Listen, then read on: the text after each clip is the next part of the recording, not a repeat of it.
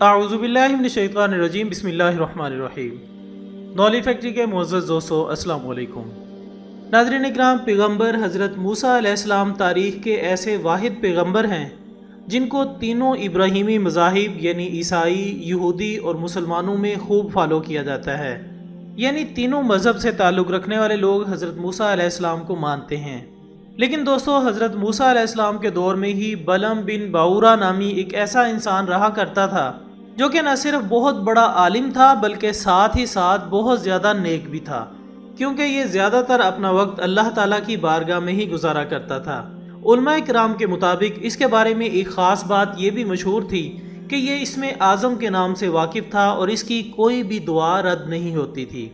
لیکن جب اس نے حضرت موسیٰ علیہ السلام کے لشکر کے خلاف بد دعا کی تو کیا ہوا اور بنی اسرائیل میں 70,000 لوگوں کی جانیں کیوں چلی گئیں، یہ سب کچھ ہم اپنی آج کی اس ویڈیو میں شامل کریں گے، لہٰذا آپ سے گزارش ہے کہ ویڈیو کو آخر تک لازمی دیکھیے گا۔ ناظرین، بلعم بن باورا نہ صرف ایک عالم دین تھا بلکہ بہت بڑا عبادت گزار بھی تھا۔ اس کے پاس کئی کتابوں کا علم موجود تھا، لہٰذا یہ انسان اپنے پاس بہت زیادہ علم ہونے کی وجہ سے دور دور تک خوب مشہور تھا۔ بلعم بن باورا کی خاص بات یہ تھی کہ وہ اسم اعظم جانتا تھا، یعنی خدا کی طرف سے اسے ایک ایسا تحفہ ملا ہوا تھا کہ یہ انسان اپنی زبان سے جو بھی دعا کرتا وہ قبول ہو جایا کرتی تھی۔ لہٰذا اس کی اسی خاصیت کی بنا پر دور دور سے لوگ دعا کروانے آتے۔ جب حضرت موسیٰ علیہ السلام فرعون کی قوم کو پانی میں غرق کرنے کے بعد کامیاب ہوئے تو آپ مصر میں رہنے والی اپنی قوم یعنی بنی اسرائیل کے لشکر کو لے کر جبارین یعنی قوم عمالقہ کے نام کی ایک قوم کے خلاف جنگ کرنے کے لیے نکل پڑے۔ بلعم بن باورا کا تعلق بھی اسی قوم یعنی قوم عمالقہ سے تھا۔ دوستو، دوسری جانب بلعم بن باورا کی قوم کو یہ خبر ملی تو ان کو خطرہ ستانے لگا۔ قوم عمالقہ نے دیکھا کہ حضرت موسیٰ علیہ السلام بنی اسرائیل کا لشکر لے کر قریب پہنچ چکے ہیں۔ جب قوم عمالقہ کو اس کی فکر ہوئی تو بلعم کی قوم اور اس کے چچا بلعم بن باورا کے پاس گئے اور کہا کہ موسیٰ علیہ السلام طاقتور آدمی ہیں اور ان کے ساتھ ایک بہت بڑا لشکر ہے، وہ ہمارے ملک پر قبضہ کرنے اور ہم کو ہمارے ملک سے بے دخل کرنے کے لیے آ رہے ہیں۔ آپ اللہ تعالیٰ سے دعا کریں ان کو ہمارے ملک سے واپس بھیج دیں۔ بلعم بن باورا نے پہلے تو معذرت کی کہ حضرت موسیٰ علیہ السلام اللہ کے نبی ہیں، ان کے ساتھ فرشتوں کا لشکر ہے، میں ان کے خلاف بد دعا نہیں کر سکتا، اگر میں ایسا کروں گا تو میرا دین اور دنیا دونوں برباد ہو جائیں گی۔ مگر قوم نے بے حد اصرار کیا تو بلعم نے کہا کہ اچھا، تو میں اس معاملے میں استخارہ کر کے اپنے رب کی مرضی معلوم کرتا ہوں۔ اس نے استخارہ کیا، استخارہ میں معلوم ہوا کہ ایسا ہرگز مت کرنا۔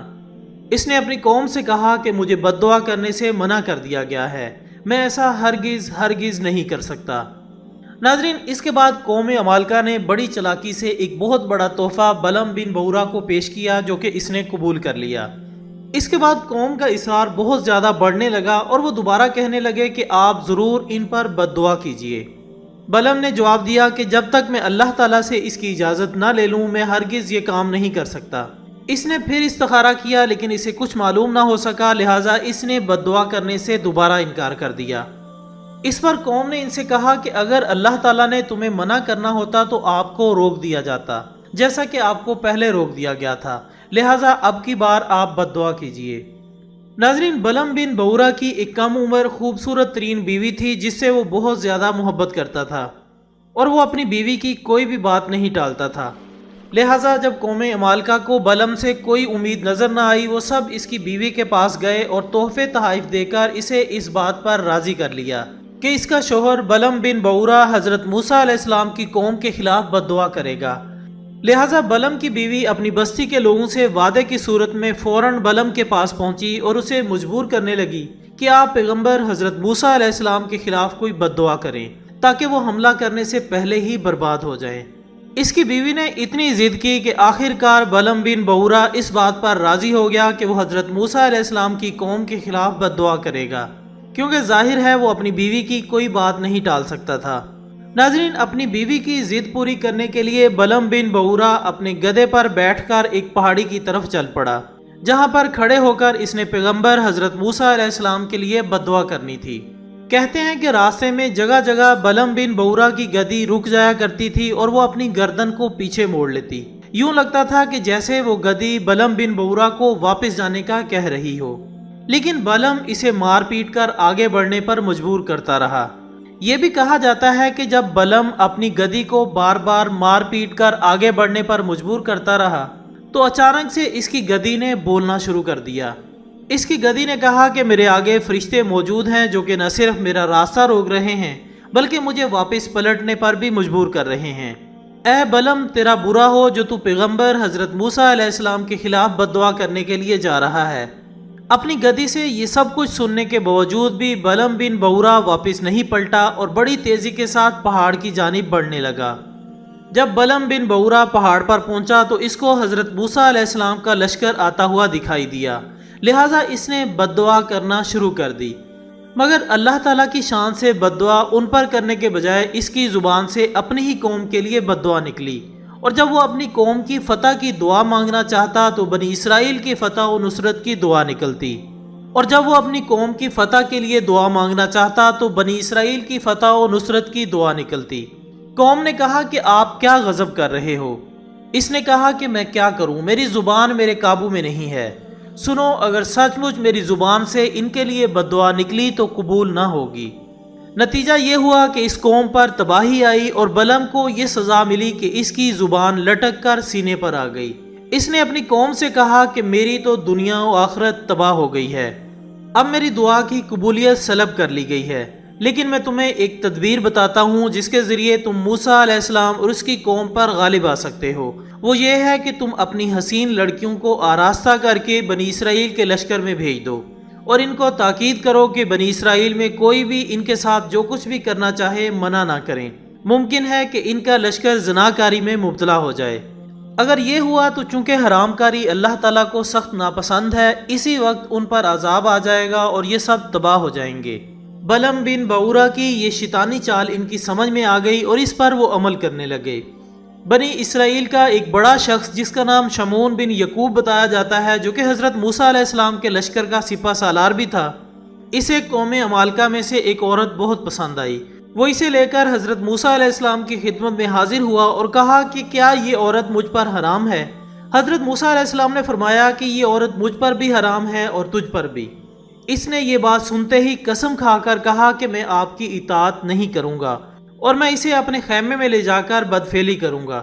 ناظرین، اس کا نتیجہ یہ ہوا کہ اس لشکر پر طاعون کی شکل میں اللہ تعالیٰ کا عذاب نازل ہوا اور 70,000 آدمی فوراً ہلاک ہو گئے، اور اس طرح بنی اسرائیل کی قوم کو ناکام لوٹنا پڑا۔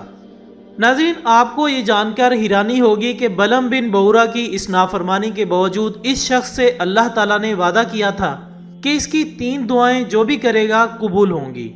اس کی بیوی نے ایک مرتبہ اس سے کہا کہ ان 3 دعاؤں میں سے ایک دعا میرے لیے کرو۔ بلم نے جب اپنی بیوی سے پوچھا کہ وہ کیا دعا کروانا چاہتی ہے، اس کی بیوی نے کہا کہ اللہ تعالیٰ مجھے اس قدر حسن و خوبصورتی عطا فرمائے کہ مجھ سے زیادہ حسین عورت بنی اسرائیل میں کوئی دوسری نہ ہو۔ بلم نے جب دعا کی تو اس کی بیوی اتنی حسین ہو گئی کہ پورے اسرائیل میں کوئی دوسری عورت اس جیسی حسین نہ تھی۔ انتہائی حسین ہونے کی وجہ سے اس کی بیوی میں بہت زیادہ تکبر آ گیا۔ بڑے بڑے لوگ اس کی طرف جھکنے لگے اور یہ بھی ان کی طرف مائل ہو گئی۔ اس پر بلم بن بورا کو غصہ آیا اور اس نے اللہ تعالیٰ سے دعا کی، یا اللہ تو اسے کتا بنا دے۔ یہ دعا بھی منظور ہوئی اور وہ کتا بن گئی۔ ناظرین، اب ہوا یہ کہ جب اس کے بچے باہر جاتے تو لوگ انہیں کتے کا بچہ کہہ کر چڑھاتے۔ بلم کے بچوں نے گھر آ کر اپنے باپ سے کہا کہ آپ نے یہ کیا غضب کیا، لوگ ہمیں تانے دیتے ہیں اور ہمیں کتے کے بچے کہہ کر پکارتے ہیں۔ اب دعا کیجئے کہ اللہ تعالیٰ ہماری ماں کو اس کی اصلی حالت میں پھر سے لا دے۔ اس نے وہ تیسری دعا بھی اپنی بیوی کے لیے ہی کر دی۔ تینوں دعائیں یوں اس نے اپنی بیوی کے لیے ہی کر دی اور بلم بن بورا خالی ہاتھ رہ گیا۔ معزز ناظرین، اسی طرح بلم بن بورا نے اپنی ساری عمر اس سزا کو کاٹا، یعنی اس کی زبان کتے کی طرح اس کے سینے تک لٹکتی رہتی اور وہ دنیا کا کتا بن چکا تھا۔ اس کے بعد مرتے دم تک بلم کی زبان نیچے کو لٹکتی رہی جو پھر اندر نہ ہو سکی۔ وہ بالکل کتے کی طرح ہامتا رہتا تھا اور زبان باہر لٹکائے رہتا تھا۔